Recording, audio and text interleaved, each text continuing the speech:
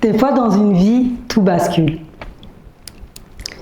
Pas parce qu'on le choisit, mais parce que la vie en décide autrement. Pour moi, ça a été en février 2004. Et à cette période-là, j'ai plusieurs histoires qui me reviennent en tête, mais une histoire qui m'a vraiment marquée et qui restera gravée en moi à jamais. C'était moi qui étais couchée sur un lit d'hôpital et ma mère qui serre ma main tellement fort, j'ai encore ce sentiment.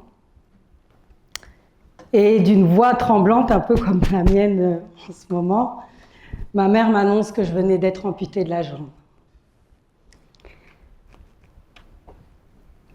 Ce silence, le même silence qu'on a actuellement, était lourd. Il était lourd parce que je ressentais la peine, la tristesse à travers les yeux de ma mère, auprès de ma famille, mais aussi ma propre tristesse. Ce silence était lourd parce que c'est le moment où j'ai compris que ma vie ne serait plus comme avant.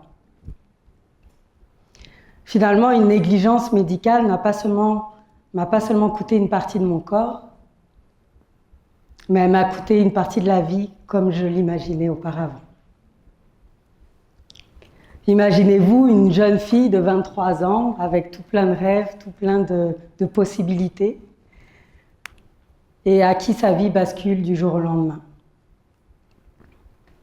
Ce que j'ai cru perdre, c'est pas seulement mes rêves, toutes mes possibilités, j'ai cru perdre mon identité, l'identité que je m'étais construite à travers mes réussites, mes échecs, mon parcours. J'ai cru perdre ma beauté, pas seulement ma beauté extérieure, mais surtout la beauté intérieure, ma flamme, ma joie de vivre. Et vous savez, quand on subit ce genre de traumatisme, on passe tellement à travers tout plein de choses. Souvent, on a tendance à se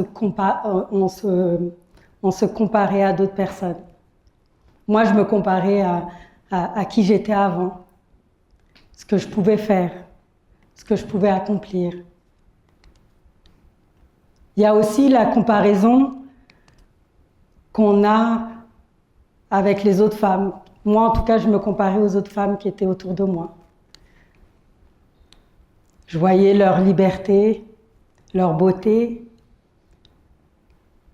leur normalité apparente, leur apparente normalité, excusez-moi. Il y a aussi les attentes sociales, les attentes de ce que devrait être une femme, de comment une femme devrait apparaître, devrait être. Mais qu'est-ce qu'on fait quand notre corps ne correspond plus aux normes? C'est là où j'ai compris que je ne pouvais plus revenir à qui j'étais avant. Puis je me souviens d'un moment, et puis là j'ai une jupe longue, vous ne pouvez pas voir, mais j'ai une prothèse. Mais je me souviens de ce moment-là quand je suis rentrée chez moi après plusieurs mois passés à l'hôpital. Et à l'hôpital, bon, je ne pouvais pas vraiment me voir, je n'avais pas accès à des miroirs, ou j'avais des bandages de toute façon. Donc une fois que je suis rentrée chez moi, j'ai pu avoir accès à un miroir où j'ai pu me regarder de haut en bas. Et je me souviens de ce sentiment de voir une silhouette que je ne reconnaissais pas finalement. J'avais l'impression que c'était un bout de moi-même, une personne vide. Et ce miroir finalement que je regardais chaque matin me rappelait que j'allais plus redevenir comme avant. Je parle souvent de résilience dans mon parcours et tout le monde me dit, il y a même une coach que j'avais rencontrée un jour qui m'avait dit « Ah, mais Raki, c'est toi la résilience ». Et il y a tellement de définitions du mot de résilience.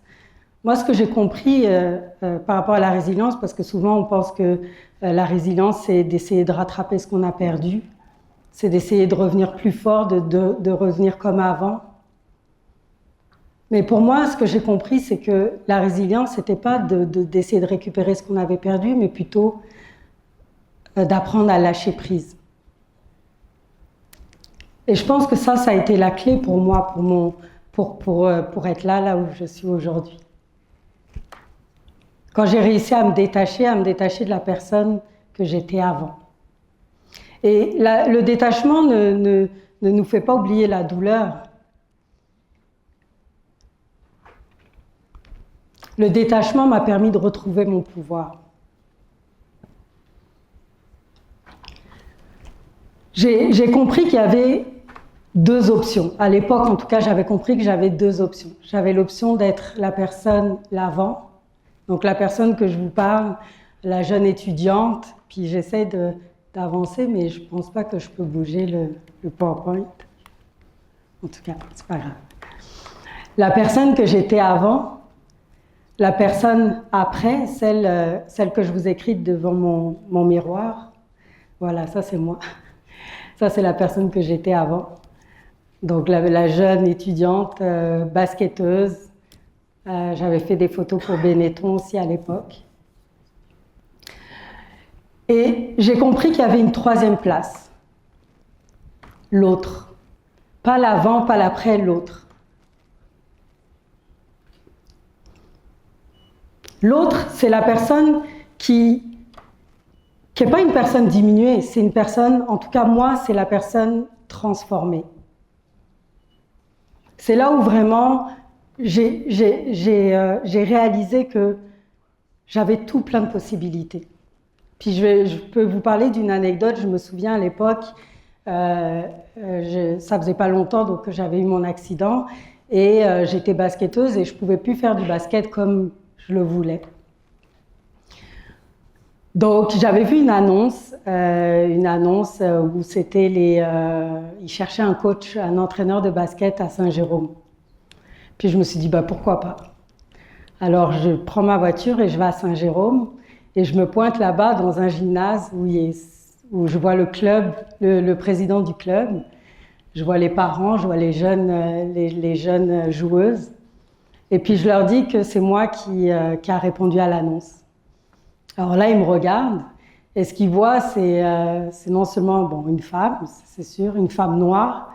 À Saint-Jérôme, il y a 20 ans, il n'y avait pas beaucoup de noirs. Donc, une femme noire, mais surtout une femme qui a 2 béquilles et qui est sur une jambe. Parce qu'à l'époque, je n'avais pas de prothèse. Donc, je faisais tout sur une jambe. J'allais à l'université sur une jambe. Et là, j'ai décidé de coacher sur une jambe. Donc, c'est sûr qu'il m'a regardé.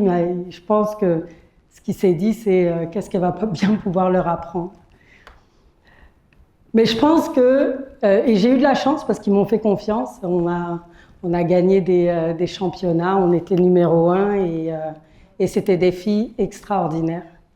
Et cette transformation-là, je l'ai vécue, c'est une transformation qui m'a vraiment marquée parce qu'elle m'a amenée à un niveau que vous ne pouvez même pas imaginer. C'est-à-dire que les filles que je coachais et puis m'ont donné tellement d'amour, elles avaient tellement confiance et c'est des filles tellement persévérantes qu'elles m'ont beaucoup appris.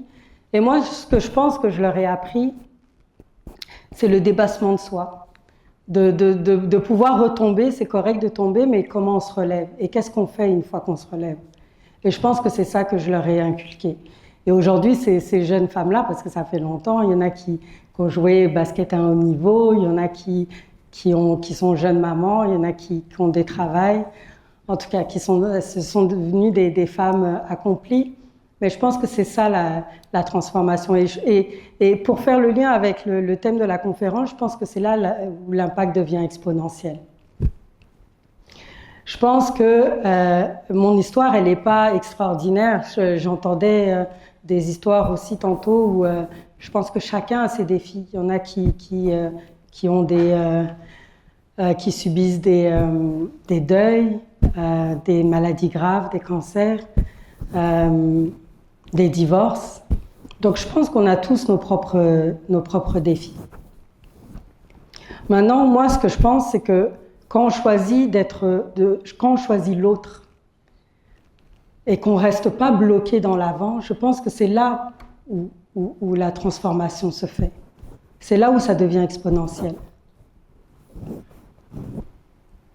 Je pense que quand on choisit l'autre, c'est là où il y a une espèce de permission collective, où on dit, vous aussi, vous pouvez. Vous pouvez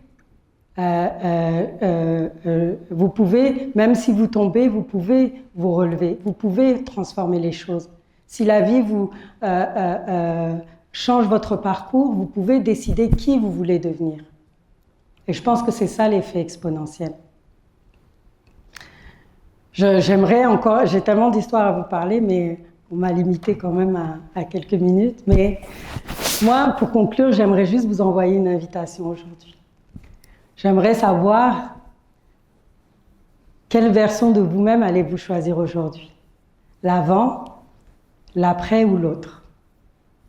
Merci.